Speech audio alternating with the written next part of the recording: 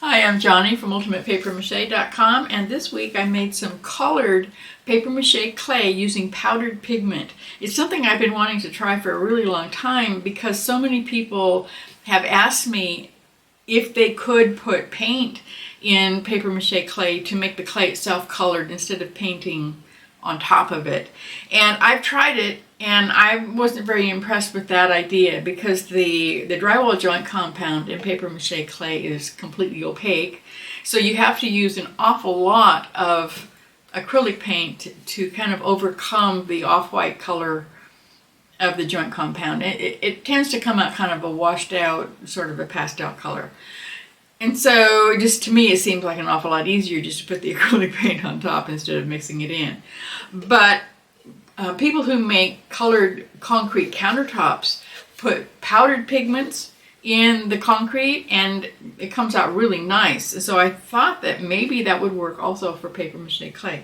So I bought a set of powdered pigments to try, but they're kind of expensive. This set of 3 cost me $30, and it would take me a really long time to go through this much pigment actually, because it doesn't take very much in order to get the colored paper mache clay. That's what this is.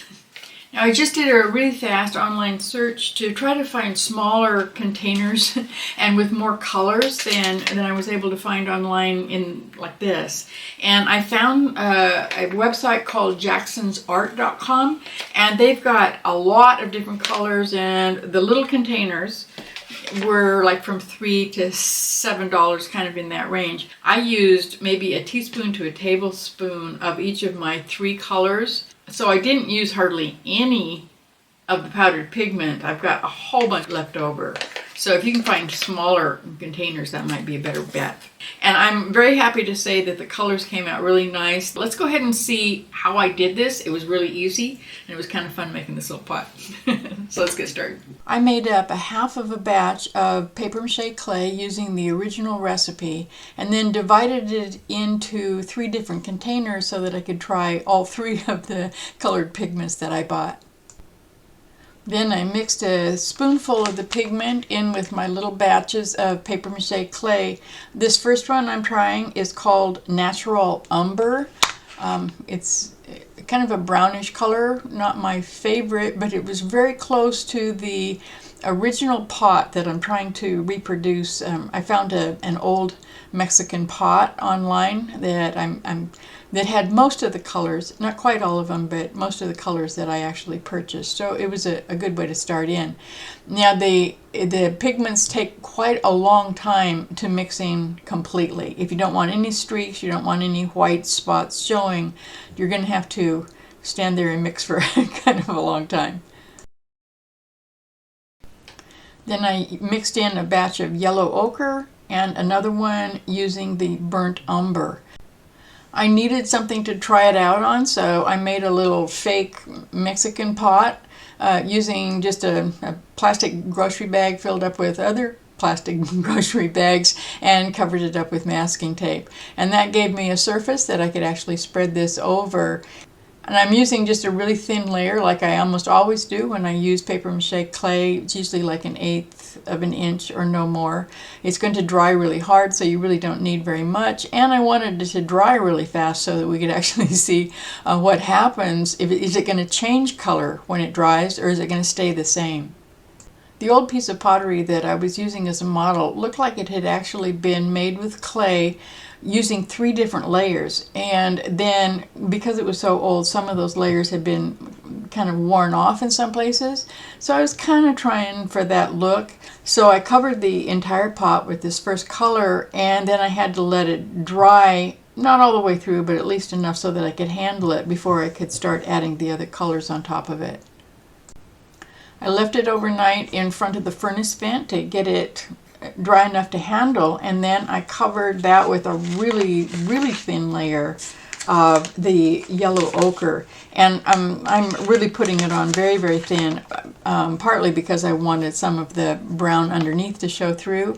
That didn't work out quite so good, but I think if I was actually doing this for a real project, I would have taken more time and I would have been able to come much closer to the original look of the pottery that I was trying to copy.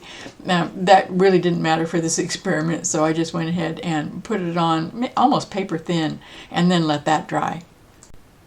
The final color that I used was the burnt umber, and because it needed to be really thin in order to copy that other pot, I don't know why I decided I had to do that, but I did. And so in order to get it really super thin, I had to mix in a lot of water to my paper mache clay, and I really think I was really just brushing on watered down pigment. Really, there was such a small amount of the paper mache clay in it, so I'm not sure that the burnt umber was a fair experiment. It looked really nice. It really did look like pottery with some natural pigments painted over it, but I'm not sure it was realistic. But like I said, this is just an experiment, so it doesn't matter if it looks like the original. It also isn't the right color. The other two colors are. They're very, very similar to the original pot, and I'll put a link to the one I was borrowing as a model for this project down below if you'd like to see it. The stripes on that original were really more of a terracotta color, and I didn't happen to have that color, so I went ahead and used the colors that I had. So you see that it really did work. You don't have to put very much of the pigment into the paper mache clay to actually get the color that you wanted. Well, you saw me, I put maybe a teaspoon or a tablespoon, wasn't measuring it, into my little blob here, and it came out really deep colors, and the colors didn't change when it dried. And this little thing, what am I going to do with it? I don't actually know if I'll keep it or not, but it's not waterproof, obviously. It's paper mache clay, but you know, it looks okay. Now, I don't normally spend my time making fake Mexican pots. What I usually do is work on either animal sculptures or occasionally portraits of people. And I'm trying to think of how the colored paper mache clay would help with that kind of sculpting. And the only things that so far that I can really think of is to create a nice, interesting colored background for the paint. And like this guy, for instance, I can imagine if I had been able to find a pigment that was really similar to the pinkish brown on this fellow, then it would make a really nice, interesting background for the spots. I can imagine using a dark gray paper mache clay and paint lighter gray fur over it to make a wolf or a husky. I think actually that would be really fun.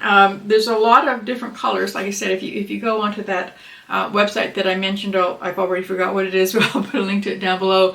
They have so many different colors that you can get.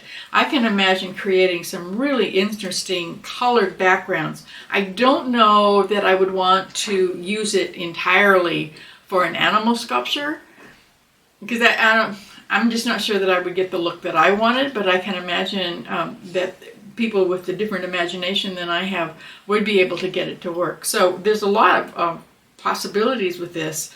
I'm kind of excited about it. I think I might go ahead and purchase a few more colors to play around with in the future. Now, another thing that I thought would be kind of fun as a class project to do something really similar to this. Find some photographs of ancient artifacts of some old culture and then create a museum in the classroom, each person picking out something that ancient culture had made and then create it themselves, either with paper mache clay or with some other modern material. I think that would just be a really fun class project. If you have any ideas at all of how we could effectively use colored paper mache clay, please let us know in the comments down below. And if you've actually found a way to make colored paper mache clay using something else, please let us know about that too below. And now go make something and come back and visit me, ultimatepapermache.com. I'll see you there.